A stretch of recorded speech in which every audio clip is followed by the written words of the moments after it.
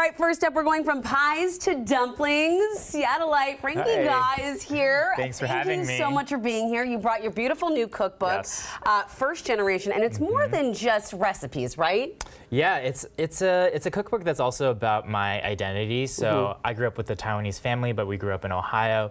So the cookbook basically documents those two cultures and how I grew up trying to bring those things together. So the food uses traditional recipes, but then kind of puts an American twist on them. So much importance in that because as we grow, as our families become part of this world, that's what it's about, right? Yeah, the changes in that. All right, so what are we making today? So today we are making roasted pork and carrot dumplings. So I'm gonna actually have you do the filling. I can do that. So all right. I'm gonna give this to you. Okay. And then we're gonna add in some of these traditional aromatics that you typically put in dumplings. So you have ginger, you have garlic. Okay. Let's get a little scoop No, that garlic does not come out. Yeah, it doesn't want to come out. We also have, I'm gonna give this to you to pour in. This is some scallion. Okay. We have sesame oil, and then we have some seasonings. So we have a little bit of sugar, and then we have some salt. So I'm gonna have you. That smells so good. Yeah, so we're gonna have you mix that all together. Oh, and we almost forgot the most important ingredient, which is roasted carrot. The roasted carrot. So here, I'll help you. Yeah, thank you. So this carrot is actually roasted in the oven with a little bit of olive oil, and that allows it to caramelize, and it brings out a really nice So you roast it, and then you chop it up into little itty bitty bits. Yeah, exactly. So then it just, it kind of brings a really nice carroty flavor. Do you usually do this with a fork? Because I have gloves. Do you have gloves? Okay. I can do this with gloves. Totally. All right, so tell me more about the book. Yeah, so the book is it's a documentation about, my identity. So I grew up in Ohio, like I was saying before, in the Midwest. And, my grandma, she's from Taiwan, and my parents are from Taiwan. So they immigrated in the 80s. And so I essentially was just growing up in Ohio with these two disparate identities that I was always trying to grapple with. Right. And it was through food that I was kind of able to bring those things together. So I grew up making dumplings with my family, but I also would go out and I loved McDonald's. I'd go through the drive-thru. And so, I don't know, I just had these two loves of food, but they were just so different. And I feel like as I've grown up, I've wanted to kind of bring those together. And that's what this book is about. Yeah, exactly. I love that. So while you're mixing that, I'm actually going to start on dumpling dough. So dumpling dough is essentially just flour and water, just kneaded together. And usually you knead it for about 5 minutes and it ends up like this. So my grandma used to always say, you want it to kind of feel like a butt. so it's like smooth and it's like Grandma. firm. There is no mistaking what that feels like. You know. So I basically cut them into little gnocchi shapes, and I flatten them into circles, and then I just make them into wrappers. So they become like circles, and then I use a rolling pin. I roll around the edges, and that essentially creates a dumpling wrapper. Oh, okay. So, I've always wondered, because usually if I was going to make a dumpling, I would just buy them pre-made. Oh yeah, nothing wrong with that. I love using pre-made wrappers, I feel like. But I feel like it's not actually as hard as I thought it was going to be. Yeah, so, that's perfect. Can I do good? Yes. So I can make a mean meatball, so I know how to mix some things. Yeah, totally. So I'm going to give you a spoon. Have you ever folded dumplings before?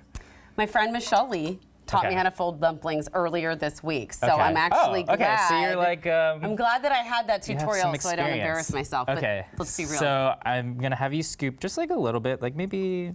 Like that? Maybe a little bit less than that. Okay, all right. Yeah, that's perfect. Actually, that's perfect, yeah. Okay. I'm gonna show you my family fold. So this is the one that we always do whenever we're at the holidays. So you make it into a taco. Taco.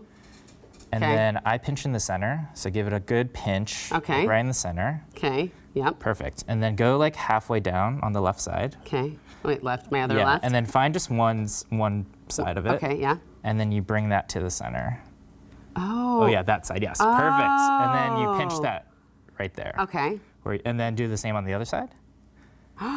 And then just close all the openings. Oh my gosh! And then, this is so much better than I did earlier. Look at that! It looks amazing. Yeah. Okay, so, that's okay. You just gotta. Can you use a little water? Yeah, you can use a little water if it's not sealing. But yeah, you just give it a good squeeze and it'll seal. If I was doing this at home, I might lick it. Yeah. So Don't tell my kids. Yeah. So we can put them on the tray here. Okay. Yeah. If you want to make another one. So I feel like with dumplings, they're kind of choose your own adventure. You can make whatever fold you want. Like I used to kind of I'd just make my own creations, and sometimes I'd even combine two dumplings together and make one giant dumpling. But I feel like there's really no such thing as an ugly dumpling. As an ugly dumpling. There's no such thing as an Well, Yeah, my friend Michelle, exactly. she all said it all eats the same. Yeah, it all eats the same. As long as you seal it, it just goes into your belly. So. And so, wait, do I do both sides? Did I do that wrong? No, that looks great. Yeah, so you can do the other side too. Okay, like that? Oh yeah, you can do one side, you can do both sides. Okay. Yeah, there's no wrong way, honestly. Adventure. Yeah, so